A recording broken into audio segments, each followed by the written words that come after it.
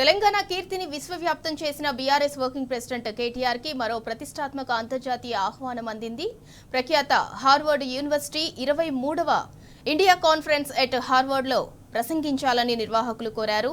The India we imagine థీమ్తో ఫిబ్రవరి 14-15 తేదీల్లో హార్వర్డ్ యూనివర్సిటీ క్యాంపస్లో సదస్సు నిర్వహించనున్నారు. ఈ కాన్ఫరెన్స్ అమెరికాలో జరిగే అతిపెద్ద ఇండియా కాన్ఫరెన్స్లో ఒకటిగా గుర్తింపు పొందింది. భారత్తో పాటు దక్షిణాసియా దేశాల నుంచి వచ్చిన విద్యార్థులు, వ్యాపారవేత్తలు, సాంస్కృతిక రంగ ప్రముఖులు కలిపి 1000 మందికి పైగా ప్రతినిధులు ఈ సదస్సుకు హాజరవుతారు.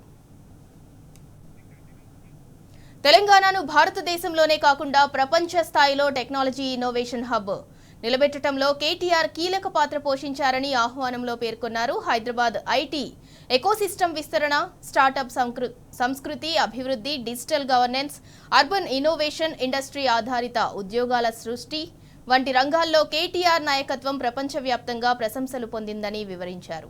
సదస్సులో మొదటి రోజులు హార్వర్డ్ కెనడీ స్కూల్లో పాలన, అభివృద్ధి, పబ్లిక్ పాలసీపై చర్చించనున్నారు. రెండో రోజు హార్వర్డ్ బిజినెస్ స్కూల్లో వ్యాపారం, ఎంటర్‌ప్రెన్యూర్‌షిప్, గ్లోబల్ ఎకానమీపై చర్చలు జరగనున్నాయి. డే 2లో కేటీఆర్ను ప్రసంగించాలని ఆహ్వానంలో పేర్కొన్నారు. గతంలో ఈ వేదికపై నీతా అంబానీ, నితిన్ గడ్కరీ, అజీం ప్రేమ్జీ, అజయ్ బంగా, జయరాం రమేష్, రాధికా గుప్తా, కరిష్మా కపూర్, సవ్యసాచి వంటి జాతీయ, అంతర్జాతీయ స్థాయి ప్రముఖులు ప్రసంగించారు.